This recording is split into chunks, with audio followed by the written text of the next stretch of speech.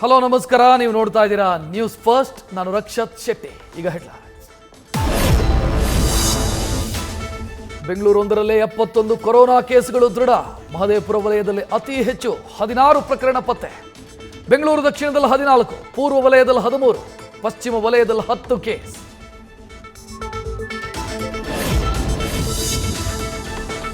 ಆರೋಗ್ಯ ಇಲಾಖೆಯ ಡೈರೆಕ್ಷನ್ಗಾಗಿ ಕಾಯ್ತಾ ಇದ್ದೀವಿ. ಮೆಟ್ರೋದಲ್ಲಿ ಮಾಸ್ಕ್ ಧರಿಸುವ ಬಗ್ಗೆ ಸರ್ಕಾರದ ನಿರ್ದೇಶನ ಬಂದರೆ ಕಡ್ಡಾಯ ಮಾಡ್ತೀವಿ. ಪಾಲಿಕೆ ಅಧಿಕಾರಿಗಳ ಜೊತೆಯ ಸಭೆಯ ಬಳಿಕ ಕಮಿಷನರ್ ಮಹೇಶ್ವರ ರಾವ್ ಮಾಹಿತಿ.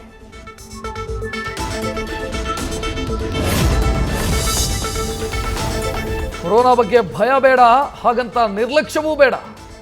ಶ್ವಾಸಕೋಶ ತೊಂದರೆ ಇದ್ರೆ ಮನೆಯಲ್ಲೇ ಮುಂಜಾಗ್ರತೆ ವಹಿಸಿ. ಕೋವಿಡ್ ಜಾಗೃತಿಗಳ ಬಗ್ಗೆ ಶ್ವಾಸಕೋಶ ತಜ್ಞ ಡಾಕ್ಟರ್ ಗಣೇಶ್ ಪ್ರತಾಪ್ ಎಚ್ಚರಿಕೆ.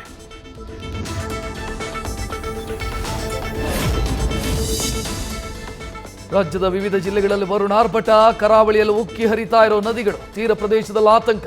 ಚಿಕ್ಕೋಡಿಯಲ್ಲಿ ಕೊಚ್ಚಿ ಹೋದ ತಾತ್ಕಾಲಿಕ ಸೇತುವೆ.